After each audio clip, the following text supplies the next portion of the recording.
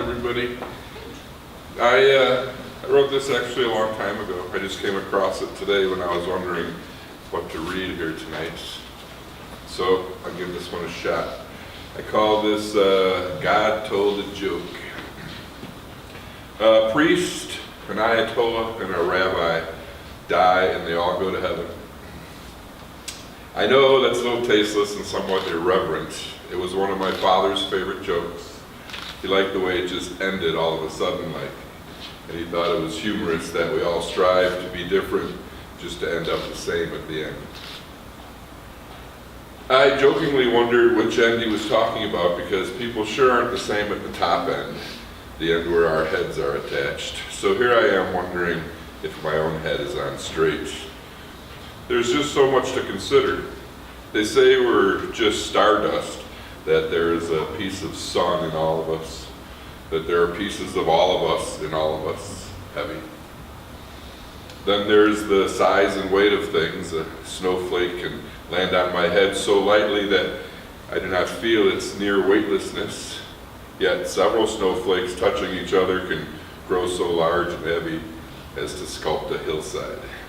The hill on which I currently sit, or cane, as a geologist would call it, was formed by a glacier, cold, hard, and heavy, from something that was originally soft, white, and fluffy. Mind-boggling. Then throw in emotions. That could be the punchline. Love, hatred, greed, sympathy, confusion. Are we only the sum totals of our emotions? That last one, confusion, has brought me to the top of a cane on a quiet Sunday afternoon, and looking down at a forest that surrounds the cane, I search for clues to an answer that draws my attention away towards the sky. And here I am in the middle, humbled by the beauty and perfection, and here I wonder. I wonder that if I am just emotions, then I cannot be to blame when I doubt, or when I suspect, or even when I am confident.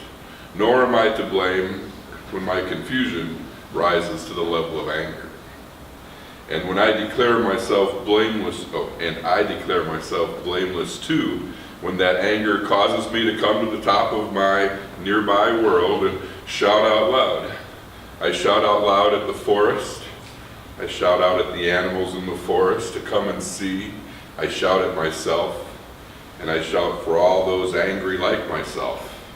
And I shout at the sky. And I shout at every bit of dust that hides in the clouds. And I shout at those clouds. And I shout at the universe past the sky. And I shout at you, God. I shout at you, and I demand that this time, this one time, that this one tiny question be answered. Why? Why did you put me here? And then I pleaded, why do you keep me here? After a long moment, I sat down and added, I'm not moving until I know. During the next hour, I added things like, speak to me in whatever language it is that you speak up there, and I feel like an orphan, and a couple of how could yous. Finally, I told God that I was not going to say any more until he gave me a sign. I was sure that's what he was waiting for. But as it turned out, I didn't have long to wait, for it was just a few minutes later that a deer came out of the forest. I'm sure that there were trees there too, but I couldn't see them for the forest. The deer was sniffing the air and then eating and then sniffing the air again. I began to understand this sign. This sign from God.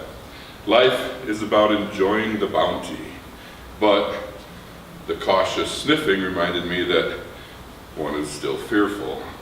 Life is about overcoming fear and then enjoying the bounty. Then the deer went back to foraging about at the foot of the cane. As it did, some songbirds began singing, maybe enticed by the deer's calmness. Then a few more chirped in. Soon it was a regular symphony.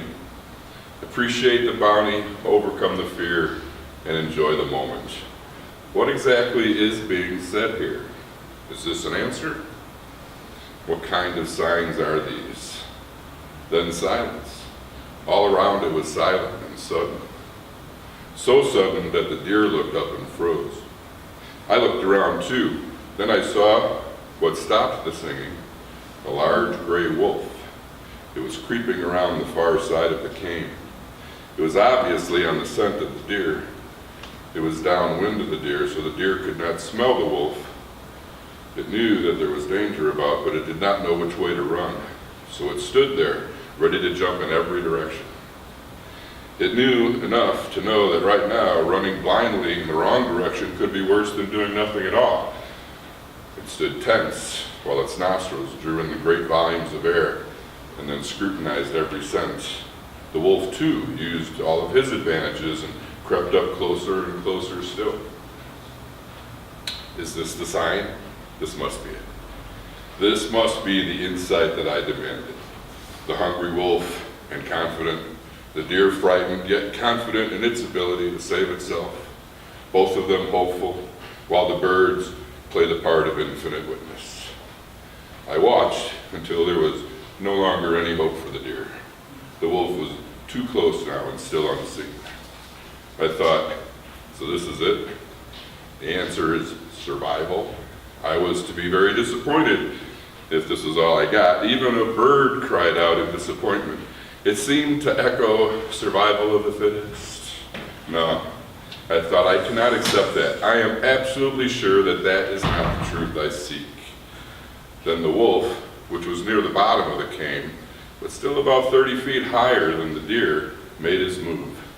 His first move was to place his front paw on top of a log embedded in the ground and use this good footing to perform his fatal leap.